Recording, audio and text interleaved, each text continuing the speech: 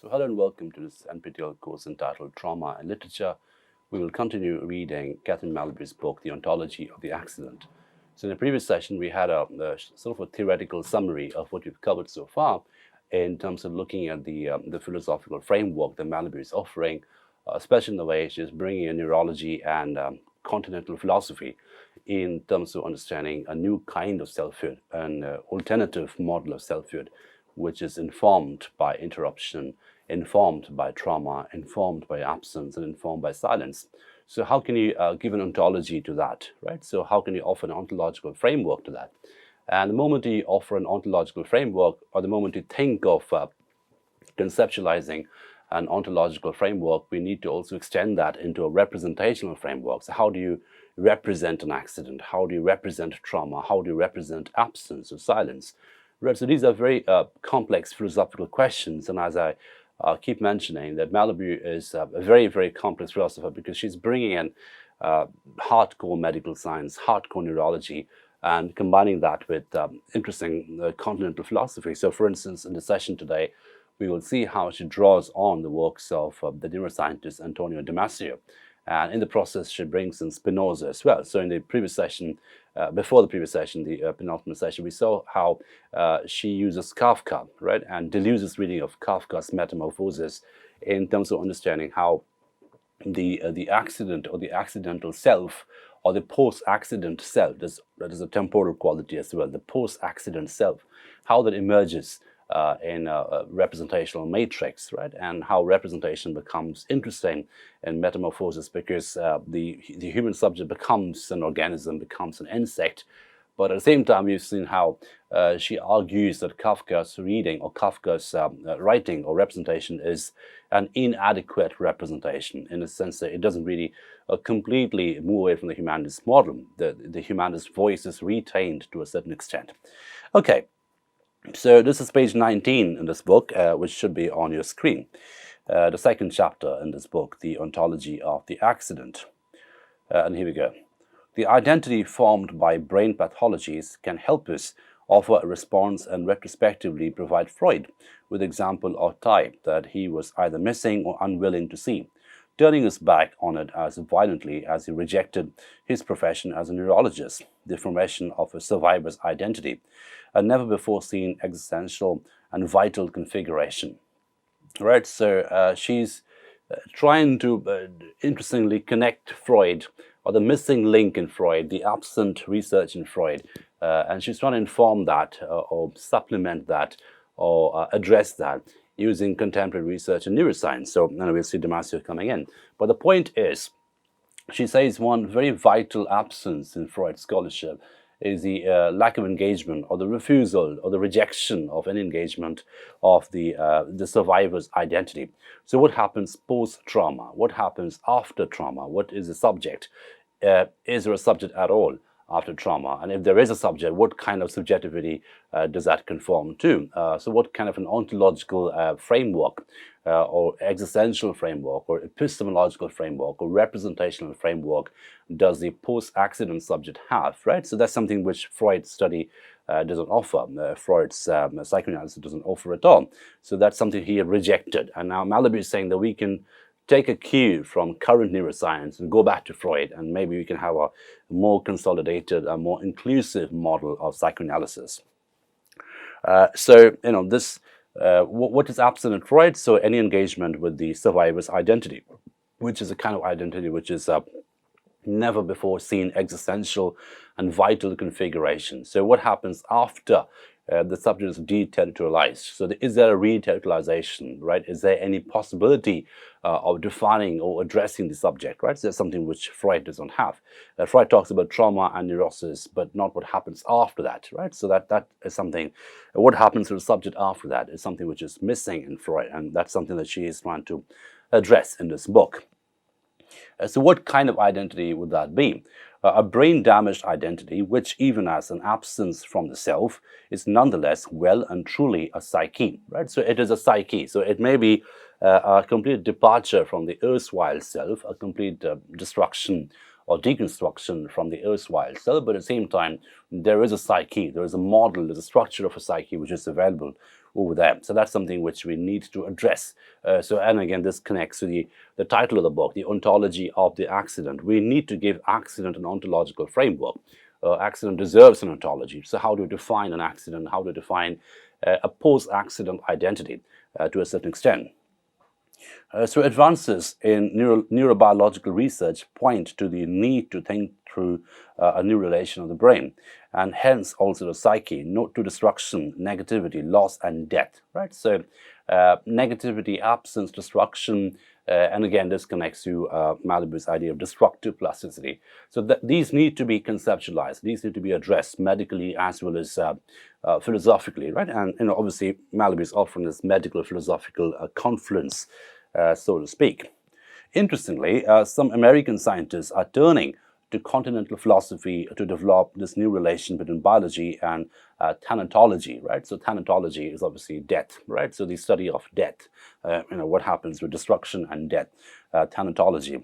And then, this idea of looking at biology not just as a mechanism to study life, but also the destruction of life. So a new kind of biology is emerging, a new kind of neurobiology is emerging, which looks at cellular suicide, which looks at destructive plasticity, which looks at thanatology, the study of death, right? So how does destruction appear in this new biological research, in this new neurobiological research? And then she brings in Antonio Damasio as a good case in point. Antonio Damasio, for instance, recognizes a clear affinity between his work and Spinoza's philosophy. Those of you who would be aware of Damasio's work would know that he had written lots of books in Spinoza. There's a book called Looking for Spinoza. There's also a book called Descartes' Error, where Damasio is looking at Descartes and calling out the error in Descartes' idea of the self and the brain and the mind. And instead, he's positing a more embodied model of cognition, where the body informs the mind, the body informs the self. So there is all forms of consciousness is embodied consciousness, right? So there's a departure from Descartes, where there's a difference between the thinking self and the feeling self, right? So I think, therefore I am. So the thinking self is given primacy or privilege in Descartes' philosophy, whereas with Damasio's work, Damasio is obviously a scientist. He's saying, that model of cognition is is a faulty model, and hence the name of the book is Descartes' Error. It's an error. It's an erroneous model. And he instead, resurrects to a certain extent Spinoza, Baruch Spinoza, the Dutch philosopher, the Dutch continental philosopher, who was writing around the same time as Descartes was, roughly the same time. But he had offered something called, something very similar to what we now call embodied distributive cognition, where the whole body becomes, part of the same system of cognition. It's not just a top-down model; it's a more distributed model. So, Damasio's work on Spinoza is interesting, and obviously that also offers a very fine example of the confluence between medical science and continental philosophy, which is what Malabou is offering as well. So Damasio recognizes a clear affinity between his work and Spinoza's philosophy. So he sees Spinoza as a proto-neurobiologist. So, Damasio defines Spinoza as a proto-neurobiologist, a prototype of the neurobiologist, obviously working in a philosophical tradition, right? So the philosophy of Spinoza is interesting, and that's something which is informing the biology, informing the current models of neurobiology that offer a different model of cognition altogether. And Spinoza appears as the first philosopher to recognize this is the next page, page 20, recognize the ontological or essential importance of the nervous system. So again, look at the choice of metaphors, the choice of vocabulary used by Malabou, the ontological idea of the nervous system. So we have the very medical idea of nervous system, but also the ontological idea, the philosophical idea of the nervous system as a distributive framework rather than a top-down framework, a distributive framework, right? So again, this distributive, inactive quality of cognition is something which Spinoza offers, interestingly. And he's seen as some kind of a prototype or a proto-neurobiologist to a certain extent, who offered a different model of cognition compared to Descartes, and that's something which is scientifically more valid today. Okay, And then Damasio goes on to say, this should be on the screen, Damasio argues that Spinoza was also the first in the metaphysical tradition to give the concept of form a new meaning as the indissoluble identity of body and spirit. Indeed, in part 3 of his Ethics, Spinoza claims the first thing that constitutes the essence of the mind is simply the idea of a body that actually exists. Right? So instead of the dualism of Descartes, where the mind and body are separate and disparate entities, Spinoza offers a monism, or rather a monistic model of cognition, where the mind and body inform each other. And he says in Ethics, the first awareness of the self is the awareness of the body, the awareness that it has a body, right? So it's an embodied cognition. By default, every cognition is embodied. It is embedded through the body, right? So it's embodied as well as embedded as well as inactive in quality, right? And of course, when it comes to something like language, it becomes extended as well. So how do you extend your cognition through a performative play of language? So language becomes something like a connection between the embedded body and the external environment. So there is this loop-like quality about language, which is why language becomes a causality during neurobiological disorders. The ability to narrate goes away. The ability to frame linguistic sentences goes away. So language becomes language becomes a hindrance. Language becomes something which disappears during those instances of medical shock or medical complexities. Okay, so form is thus the name given to the actual unity of body and spirit, but also, and even more deeply, to the unity of the subject's ontological constitution and biological structure, right? So this unition of body and spirit, this unition of the body and the consciousness is something which is the ontological constitution and biological structure of the self. So we can see how there's different entities, the body, the nervous system, they all come together to offer a more complex and more accommodating model of selfhood and cognition. So if you look at selfhood as a complex philosophical term, as something which, constitutes language, cognition, body, etc., of course, consciousness, we find how that becomes an entanglement of different kinds of orders, the material order, the biological order, and everything is just embodied and entangled together. And that's a happy entanglement, according to Spinoza. It's cutting across the dualism of Descartes to a large extent. It's deconstructing the dualism to a large extent. So Spinoza's achievement is not only to have accorded a fundamental role to the body, but also to have inscribed biological phenomena, and notably the emotions, within being itself. In other words, precisely within the fundamental ontological given, that is the conatus, that is the tendency of all living things to preserve their being. It's a beautiful term used by Spinoza, conatus, C-O-N-A-T-U-S. This should be on the screen as well. So conatus is the innate drive of the body to preserve itself, or self-preservation drive. We all are hardwired to protect and preserve ourselves as a system, as a subject, as a body, as an entity. And that drive, that appetite to preserve yourself is the conatus, right? So conatus, according to philosophy of Spinoza, is the innate biological drive of the body to preserve itself and protect itself.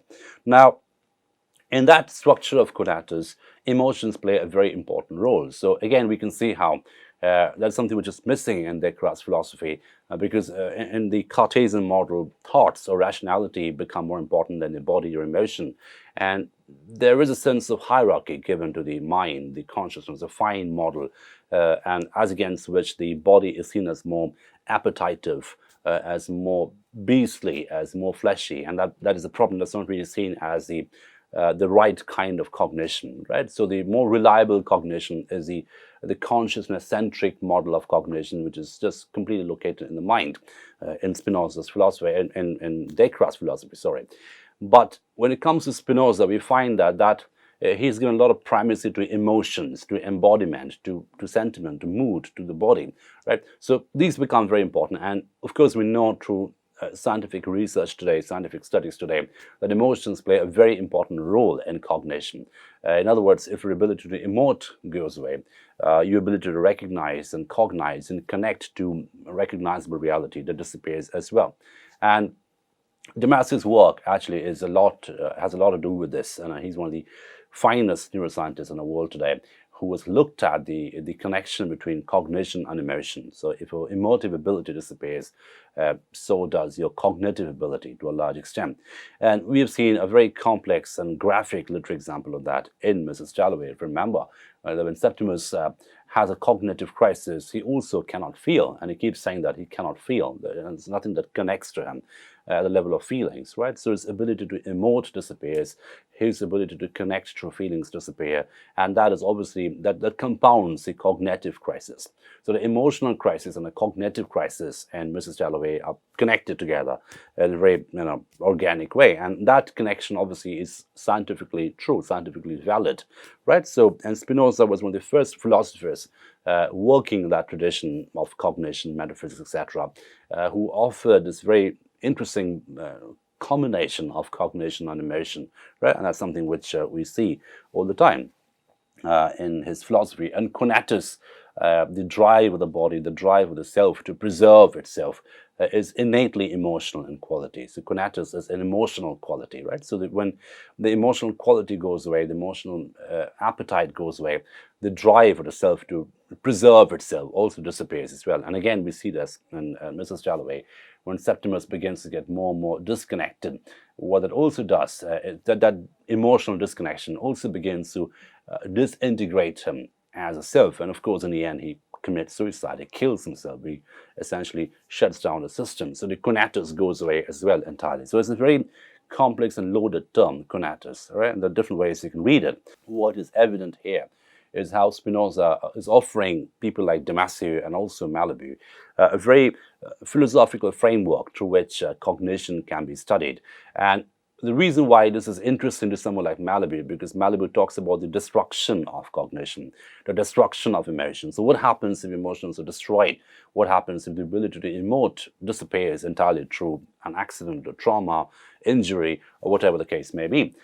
So what that would obviously and automatically do is have a cognitive crisis at a different neurobiological level altogether. And of course, what Malabou is trying to do here is trying to give a name to the cognitive crisis, trying to define that kind of crisis where emotions disappear, where we have a different kind of self emerging out of the erstwhile self. So, and Damasio writes, this should be on the screen again, this is page 20, by the way, the importance of biological facts in the Spinoza system cannot be overemphasized.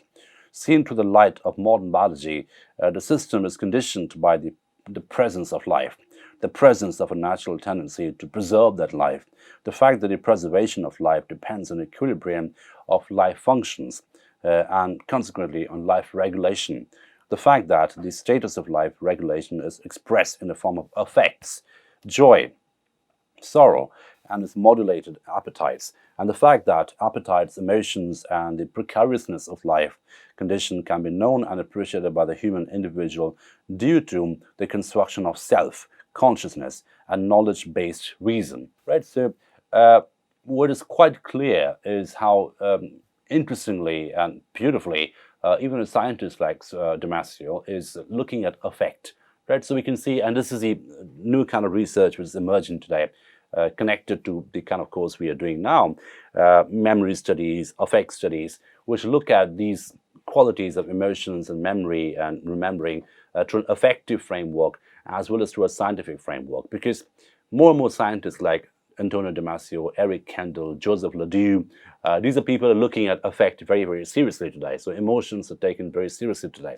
Mood, emotions, sentiments, joy, sorrow, everything, they are treated very seriously in scientific research. And for someone like Damasio, resurrecting Spinoza becomes almost like a project, because Spinoza offered, as I mentioned, one of the earliest philosophical models in the Western tradition, talking about affect, talking about emotions as being connected to cognition and the self's drive to preserve itself. So the entire construction of selfhood, the entire construction of identity, the extended inactive quality of identity and selfhood are reliant to a certain extent on emotions and affect and joy and sorrow and all the rest of it. So this idea of the precarious life, the complexity of life, the precariousness of life is conditioned by affect. It's something which we know through scientific research, through neuroscientific research, famously through the works of Antonio Damasio.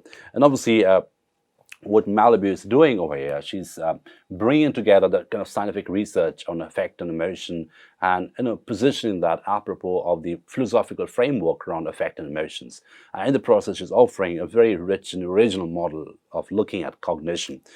Okay, it is impossible to comprehend the tendency. This is page 21 on your screen.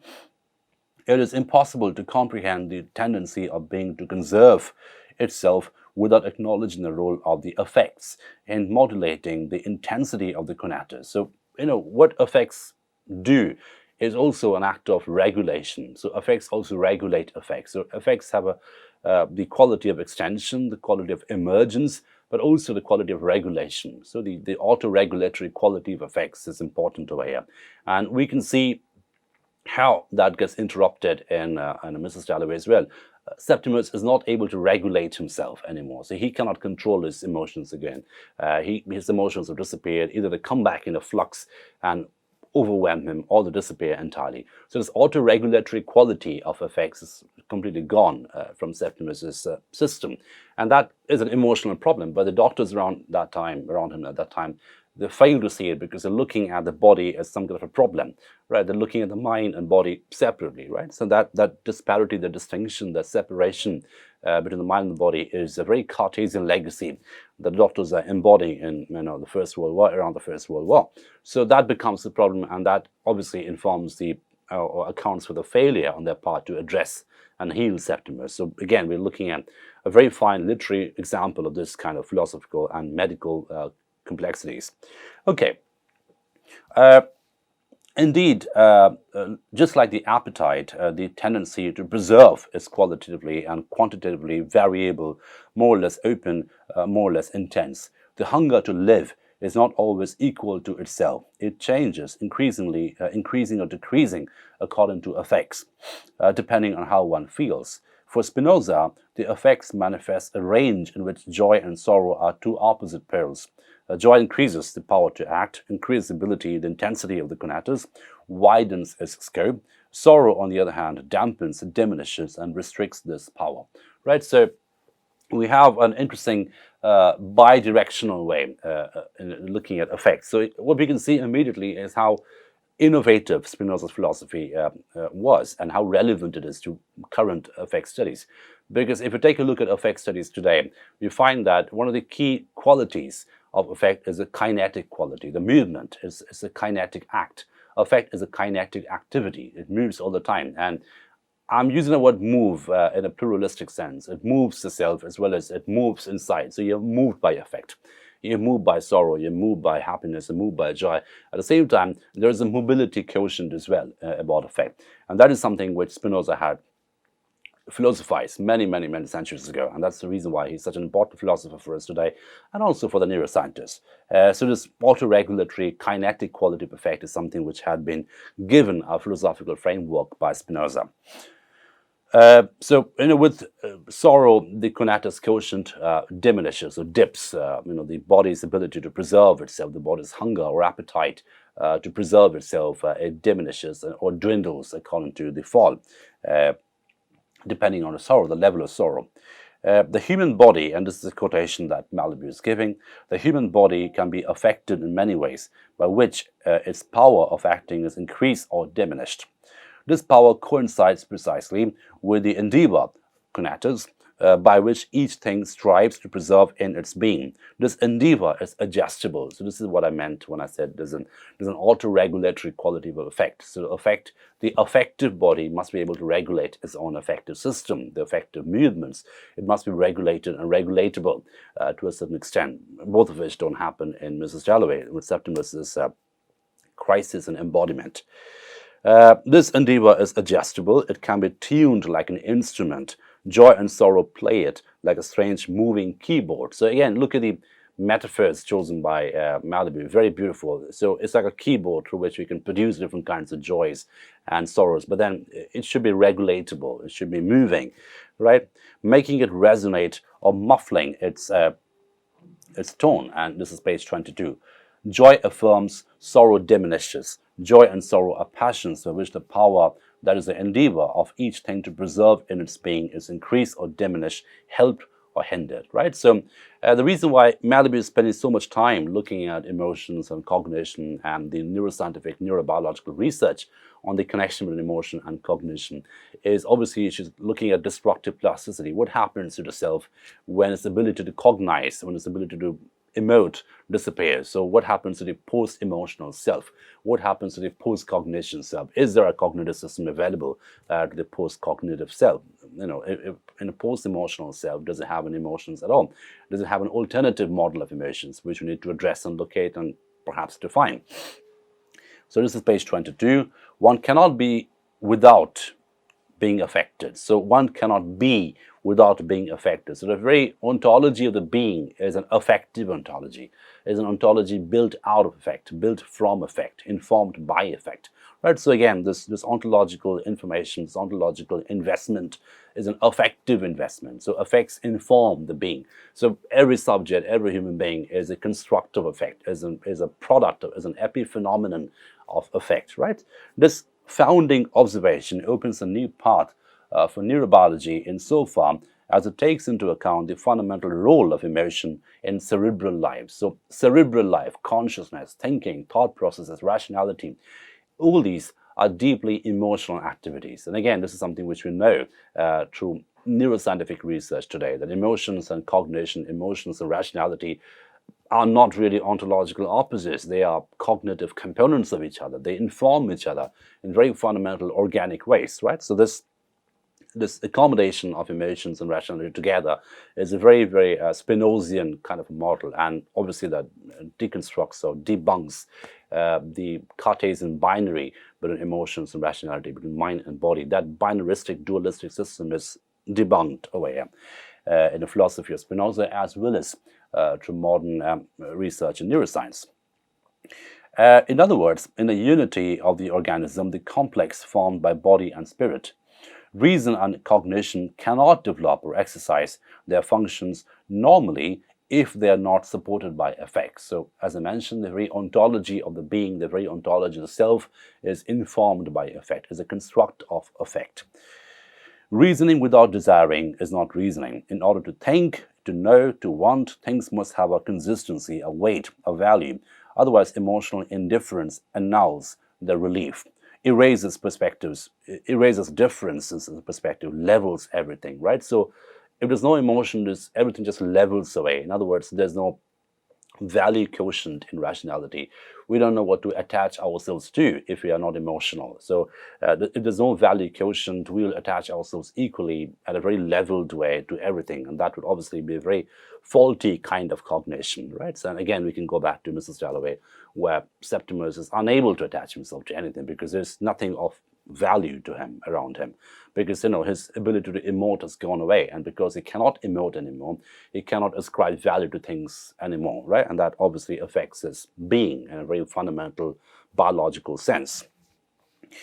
When reasoning is deprived of its critical power, so emotion is seen as a critical power, the ability of the being to hierarchize to a certain extent, to know what is valuable and what is not valuable. This decision, this filtration happens through emotions. When the emotions go away, there's no filtration available, everything becomes leveled and dulled and numbed to a certain extent. Again, we can go back to Kafka and find that there is a post-emotion state, a post-emotion ontology offered by Kafka, where everything appears as a dull and numbed away, leveled away.